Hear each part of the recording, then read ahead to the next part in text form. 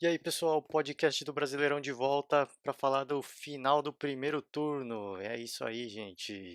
O primeiro turno acabou e o São Paulo terminou como campeão, né, do primeiro turno. Isso acho que não era muita novidade para ninguém. Acho que é só um desastre muito grande pro para que o São Paulo não terminasse, mas enfim, falar um pouquinho do que foi essa rodada, né? Começar pelo Santos, né? Que teve o primeiro jogo da rodada, jogou contra o Sport em casa, ganhou de 3-0 e o Santos é o que eu tinha comentado anteriormente, né? Na eliminação da Copa do Brasil, o Santos ganhou o jogo, né? Contra o Cruzeiro lá, fora de casa. E apesar da eliminação, era uma vitória importante para o Santos, para tirar aquela zica, para tirar aquela má fase, e realmente acabou confirmando. Ganhou tranquilo do Sport, 3-0, uma goleada de respeito, né, para um time que vinha sofrendo para ganhar jogos e se livrou da zona de rebaixamento agora. Lógico, os times lá embaixo estão muito embolados, mas o Santos já saiu e já se afastou bem. E de novo, né? Lógico, tá muito embolado ainda. O Santos tem 21 pontos e o Vitória, que é o primeiro do Z4, tem 19. Então são só 2 pontos de diferença. Mas apesar de 2 pontos, o Santos já mostra, eu acho que mostra reação, né? Um elenco qualificado, um elenco que não é para estar na situação que estava e tem tudo para se manter fora do Z4 agora e manter a caminhada aí rumo ao miolo da tabela. Eu acho que o Santos tem time para isso e tem tudo para conseguir, né, confirmar esse, né, talvez essa boa fase que venha a entrar agora o Santos, né? Ganhou 2 partidas seguidas, tem um jogo da Libertadores agora pela frente, mas eu acho que ainda é muito cedo para o Santos pensar em Libertadores. Eu acho que, até pela questão de estar muito próximo do Z4 ainda em pontuação, acho que ainda, lógico, o torcedor quer, todo mundo quer. Libertadores é a menina dos olhos de todo mundo, mas eu acho que a preocupação do Santos maior agora é ajustar o time, é garantir o time fora do C4 para tirar essa pressão, porque não adianta o time ir bem na Libertadores e viver uma pressão no desespero do Brasileirão. Então, eu acho que tem que focar no Brasileirão sim, nesse momento. Eu acho que tem que buscar essa recuperação de vez, né? Entrar de vez numa boa fase, numa maré de sorte e, e aí sim, né? De repente, se ainda continuar classificado, de repente sonhar aí com uma classificação mais longe na Libertadores. É, falar do Inter, né? O Inter que jogou também no domingo de manhã e chegou a respirar o arzinho da liderança, né? O Inter ganhou, o São Paulo ia jogar só à noite e o Inter ganhou o jogo, assumiu a ponta por algumas horas, é, terminava como líder do Brasileirão, mas o São Paulo pegou a Chape, jogava em Morumbi, jogou em casa contra a Chape. A Chape é um time com muitas limitações, né? Um time que sem inspiração nenhuma, não cria. Então, assim, foi uma partida para mim relativamente tranquila para o São Paulo. Fez o resultado que precisava, mostrou que é o time realmente a ser batido, né? Você vendo que um candidato te passa, o São Paulo não sentiu a pressão, pôs um bom futebol em campo de novo, e isso poupando alguns jogadores titulares, porque jogou a Sul-Americana, né? E mesmo assim ganhou tranquilo. Então acho que o São Paulo tem tudo para se manter né, no topo da tabela. Vai ser uma briga, uma disputa bem embolada agora, porque o Inter também está numa fase impressionante, né? Impressionante a fase do Inter. Eu já tinha criticado o Inter algumas vezes, falando que não jogava um futebol vistoso, mas parece que a cada rodada que passa o Inter vai se soltando, vai se soltando. E agora chega o Guerreiro, né, que tá para estrear. Então o Inter tem tudo para ser uma pedra no sapato do São Paulo mesmo, né? Na sequência veio o Flamengo acabou perdendo, né? Foi até uma surpresa o placar, né? O Flamengo, lógico, jogou fora de casa, mas assim, a derrota é até meio esperada, mas foi 3-0 para o Atlético Paranaense, que é o time que está no Z4, e assim, foi surpreendente, né? Foi questão de 20 minutos, o Atlético fez 3-0. O Atlético fez o primeiro gol, o Flamengo até quase conseguiu empatar, deu um susto, não fez o gol, a defesa dormiu, tomou mais dois e aí ficou por isso mesmo, né? O Atlético goleou, Assim, lógico, o Flamengo é muito mais time que o Atlético, mas o Atlético tem um bom time também. Eu acho que o Flamengo foi um pouco precipitado aí para fazer esse jogo fora de casa, né? Se planejou mal para fazer essa. É lógico que teve jogo no meio de semana, mas se planejou muito mal. E aí caiu mais uma posição, né? O Inter tomou a segunda posição no Flamengo. E assim, ao que me parece, é um certo sinal de preocupação para o Flamengo, sim. Apesar de estar em terceiro colocado, eh, perdeu a última rodada, na penúltima ganhou, mas na anterior perdeu também. Então o Flamengo já mostra uma oscilação muito grande. Já vem mostrando que está sentindo o ritmo de jogos que não tem um time reserva para jogar dois campeonatos ao mesmo tempo.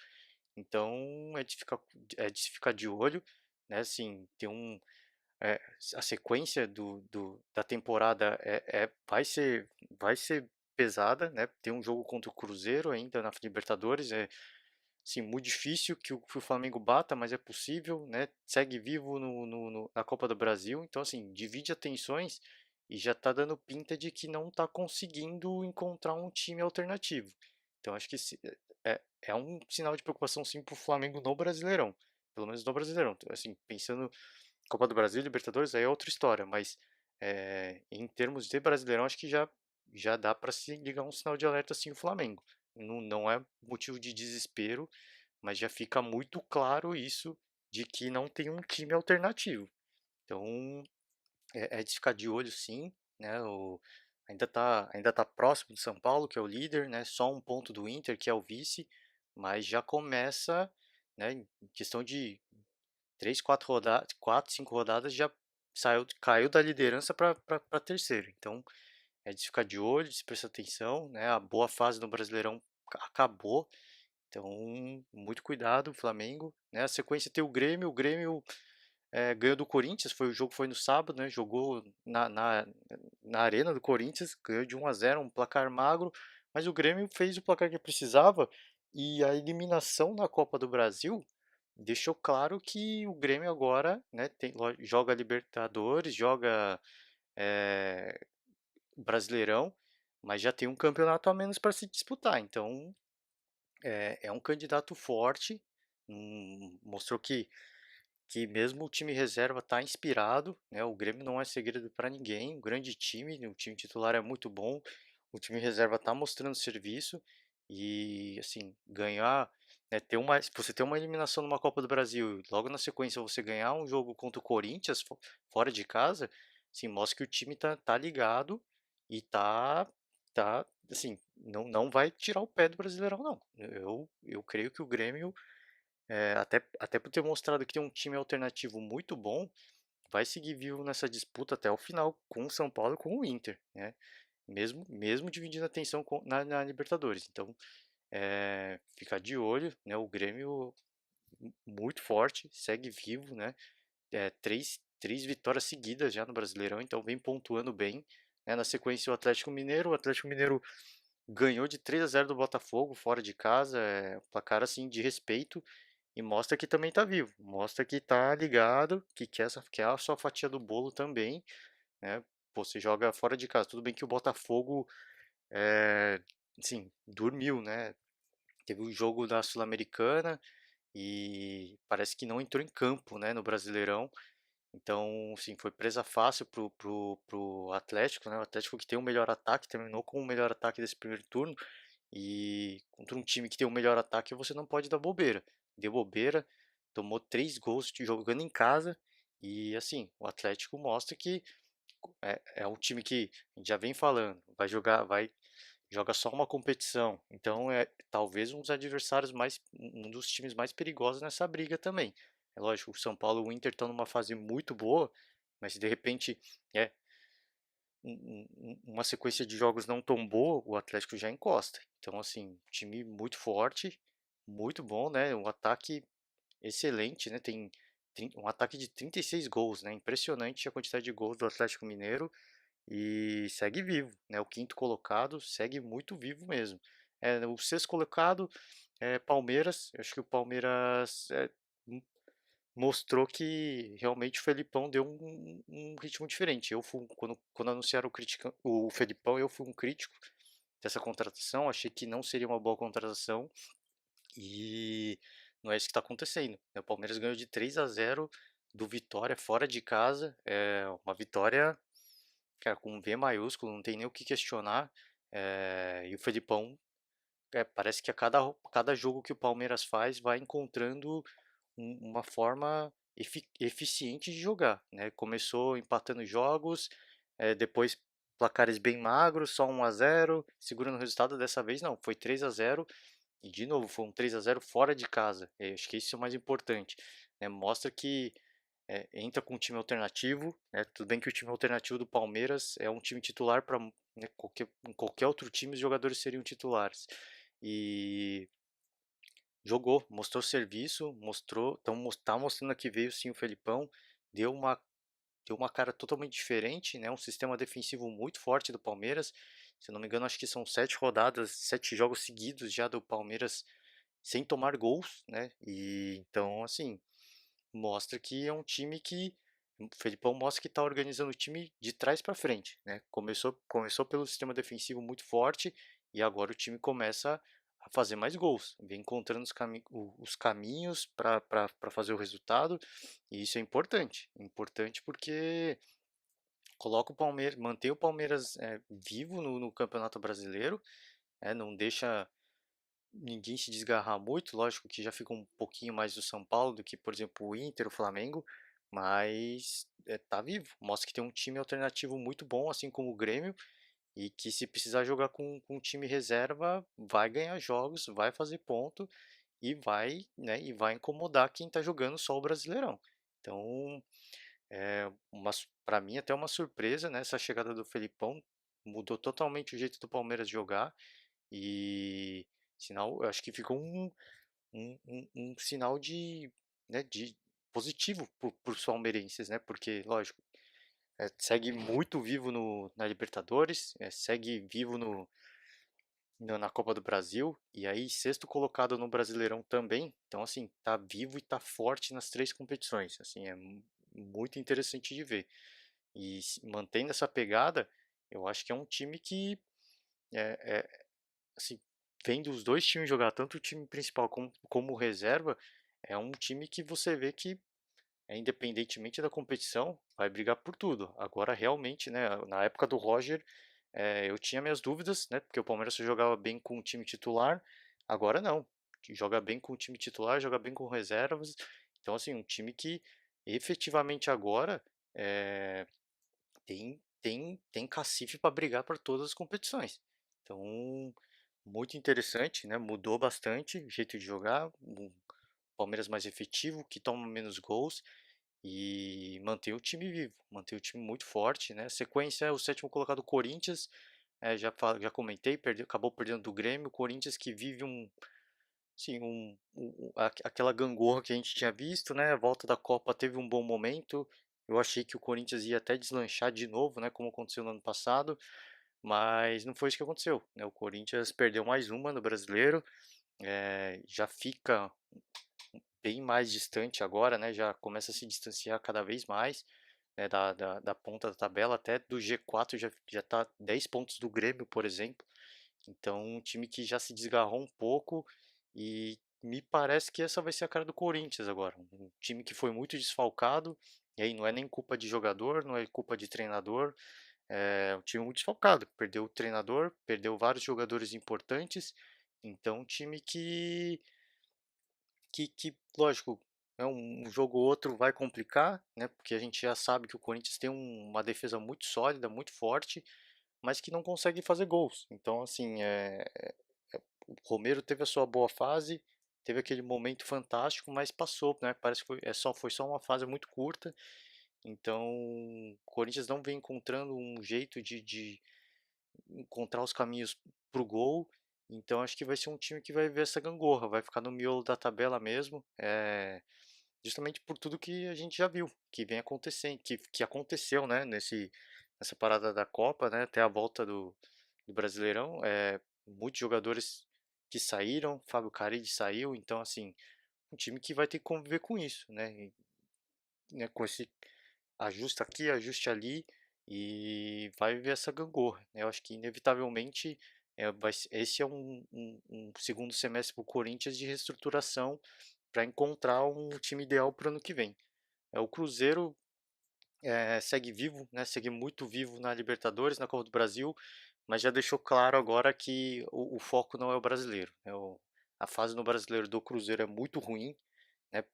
Perdendo jogos, se você pegar a sequência dos últimos 5 jogos, a última rodada empatou, antes disso perdeu, depois empatou de novo, perdeu, perdeu. Então, assim, o Cruzeiro vem numa sequência ruim no Brasileirão e até por conta de disputar outras competições, fica muito claro que já não tem ambição para o Brasileirão, né? De que vai olhar para a Copa do Brasil, de que vai olhar para a Libertadores e acabou ficando um pouquinho mais, né?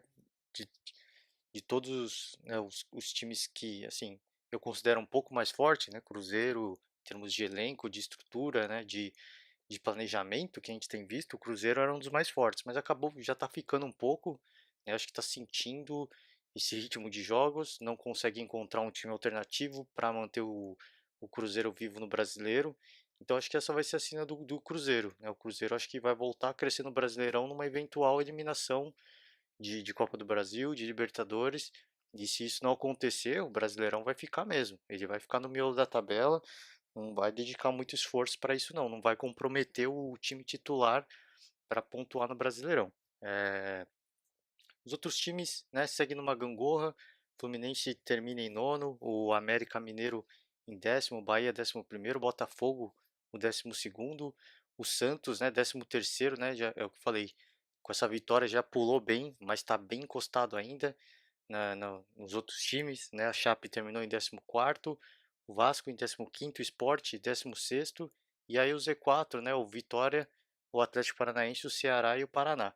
Então, é muito, muito embolado o Z4, essa parte de baixo da tabela. Eu acho que o Paraná,